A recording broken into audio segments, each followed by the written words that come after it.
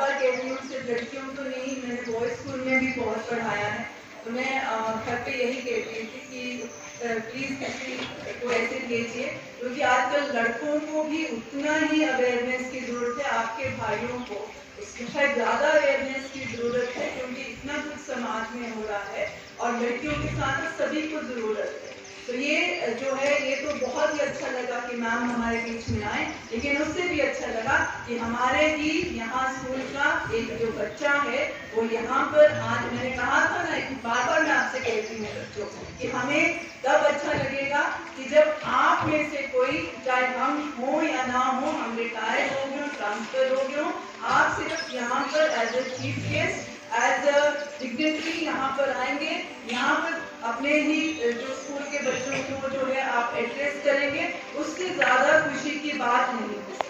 आज जितना खुश ये इनको भी यही थे कि मैम जब हमें स्कूल अलॉट हो रहे थे तो मैंने यही कहा कि मुझे पोर्टमोर दिया जाए, मैं पोर्टमोर में ही जाना चाहती हूँ। Respected teachers, faculty members and प्यारे बच्चों, good morning everyone. Good morning, ma'am. Myself Shweta Singh. I did my schooling from nursery to plus 2 from this school. In studies, जब भी कोई रिजल्ट आता है कि पेपर्स में कहीं पे रही, चाहे डेली रजिस्ट्रेशन का रही, चाहे फैमिली में रही, तो आई यूज्ड टू वॉच कि किसने टॉप किया है। तो मुझे अभी तक भी क्यूरियोसिटी होती है, मुझे अभी तक भी मेरी इच्छा होती है कि हाई कोर्ट में भी बच्चे आते हैं।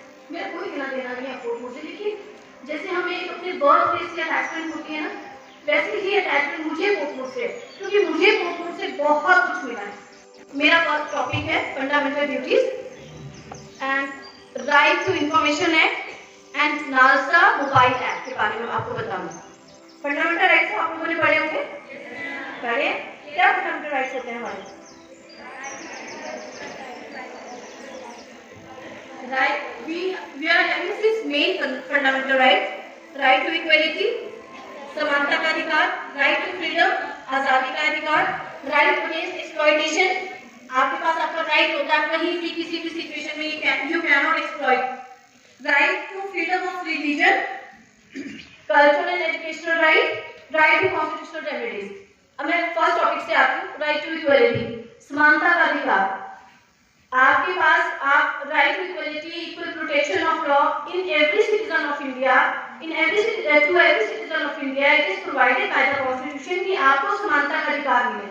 आपके साथ कहीं भी किसी ग्राउंड पे डिस्क्रिमिनेशन ना हो, कोई भी कास्ट, किसी बेसिस पे you can not be discriminated in any situation, in any job. Right to freedom, right to freedom, हम कहीं भी घूम सकते हैं, कहीं भी जा सकते हैं, है ना। Right to speech and expression, अगर यहाँ पे कहीं आपको कोई मेरी बात किसी को बुरी लग जाए, आपके पास राइट है मेरे अगेंस्ट बोलने का। इट्स योर फंडामेंटल राइट कि आप टॉक्सिक चीज नहीं टॉलरेट करोगे, कहीं भी नहीं टॉलरेट करोगे।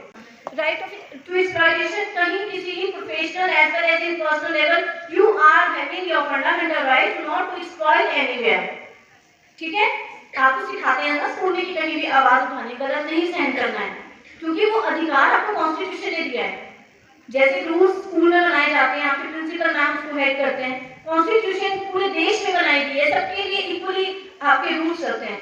ठीक है, उसके बाद आता है right to freedom of religion. यहाँ जितने बच्चे रहते हैं सबके अपने अपने अलग धर्म होंगे, कोई अपने अलग भगवान को मानता होगा, कोई क्रिश्चियन है, कोई हिंदू है, कोई सिख है। हमको फंडामेंटल राइट है we can not force anyone to follow a specific culture और रिलीजन। उसके बाद कल्चरल एजुकेशनल राइट, अभी तक तो education is a fundamental right में आ चुका है। आर्टिकल 39A बोलता है कि right to take an education is your fundamental right. अगर कहीं आपको रोका जा रहा है कि आप एजुकेशन नहीं ले सकते, आप किसी स्कूल में जाना चाहते हो, कहीं भी जाना चाहते हो, तो you can not be debarred by any authority कि आप यहाँ नहीं आ सकते, क्योंकि it's your fundamental right.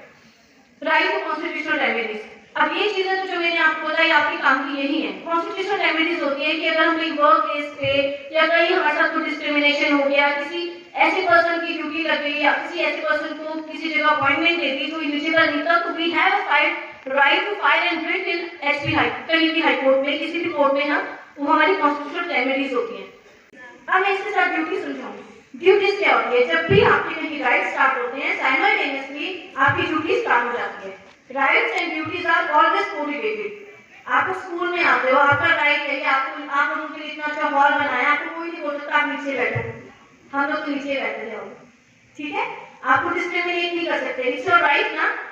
Simultaneously duty क्या है कि आप लोग चेयर तोड़ के जा सकते हो, भगदड़ मचा सकते हो जाने में, टीचर्स के उठने से पहले निकल सकते हो, माइक तोड़ सकते हो, टीचर्स यहाँ बैठे हैं स्टेज पे आ सकते हो।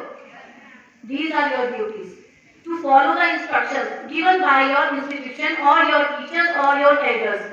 उसी तरह से कॉन्स्टिट्यूशन ने भी कुछ ड्यूटीज दी है, क्योंकि जब कॉन्स्टिट्यूशन आपको राइट दे दिया और इंडिया कहीं घूम लो, कुछ भी पहन लो, कोई शेल्टर, कोई जहां आप जाना चाहते हो जाओ, कहीं प्रॉपर्टी खरीदना चाहते हो खरीदो, उसके साथ में आपको ड्यूटीज भी अटैच करिए, ठीक है? तो क्या ड्यूटीज है हमारी 11 फंडामेंटल ड्यूटीज हैं। भाईचारा बढ़ाना। अब इतने सारे काम होते हैं देश में, प्राइम मिनिस्टर सर को ले लो या जितने भी अथॉरिटीज होती हैं चलाने के लिए, फिर भी क्या करते हैं, फंक्शंस कराते हैं। 15 अगस्त सेलिब्रेट होता है, 26 जनवरी सेलिब्रेट होता है, क्यों? ताकि हमारा भाईचारा, इंटरेक्शन, ये चीजें बढ़ती रहे। इन चीजों में एक दूसरे के प्रति आपकी एक दूसरे को कोऑपरेट करने की अगर आपके अंदर फीलिंग होगी, तभी आप लोग एक दूसरे को सहयोग करोगे, भाईचारा बढ़ेगा, झगड़े दंगे नहीं होंगे। आपके आसपास पड़ोस में भी कोई ऐसी एक्टिविटी होती है जो कि एंटी सोशल है, तो आपकी ड्यूटी है कि आप उसके बारे में इन्फॉर्म करें, ओके? उसके बाद है protect fort rich culture of India. India जो है ना बहुत सुंदर कंट्री है ना? कितने सारी ऐसी धरोहर इंडिया में है जो बाहर नहीं है, तो उसको अगर हम गंदा रखेंगे, उसको प्रोटेक्ट नहीं करेंगे, तो वो मेंटेन रहेगी। साल का करोड़ों में खर्चा जो होता है ना गवर्नमेंट का, वो इस चीज में चला जाता है तो इनकी मेंटेनेंस के लिए।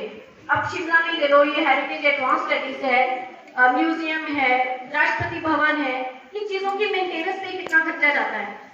कोई आम आदमी को वहां जाना भी अलाउड नहीं है।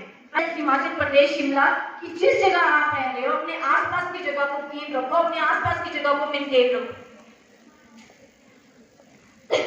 उसके बाद आता है प्रोटेक्शन एनवायरनमेंट। जो ग्रीनरी है आपके स्कूल के आसपास, तो सबसे ज्यादा सुंदर ग्रीनरी है, सबसे सुंदर प्रेमिसेस फोर्ट स्कूल की है in all the vicinity of Shimla. Greenery maintain करना ताकि हमारा इकोसिस्टम अच्छे से काम करे, पेड़ नहीं काट सकते।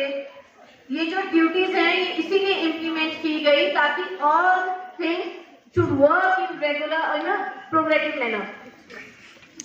वायलेंस का क्या करो, गांधी जी कहते थे अहिंसा को छोड़ दो, तो ये सब अच्छा फॉर एग्जाम्पल अहिंसा को छोड़ने को क्यों कहते हैं? अगर मानो आप दो बच्चों का यहाँ झगड़ा हो जाए, किसी का भी झगड़ा हो जाए, तो अपने आप में निपटा लोगे आप लोग, क्या करोगे?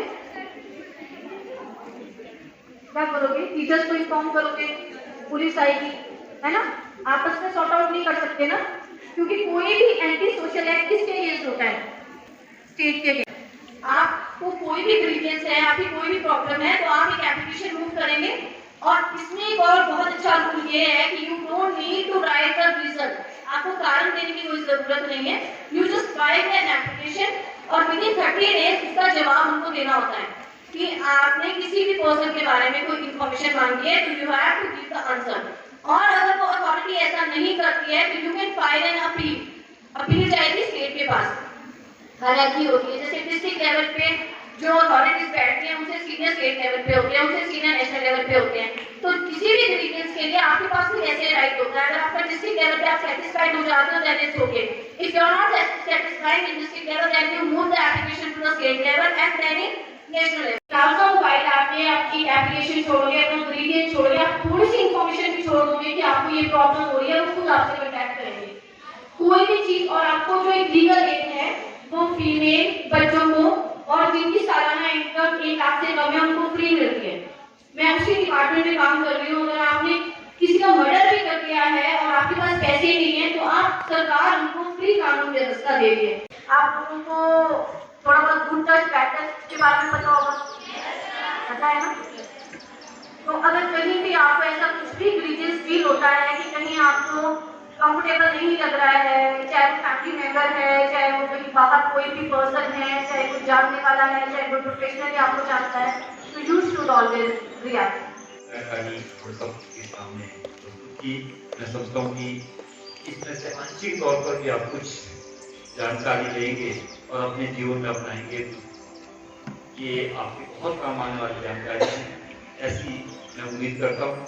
इन्हीं शब्दों के साथ मैं प्रधानाचार्य महोदय से परीक्षा कर सभा को समाप्त करने के लिए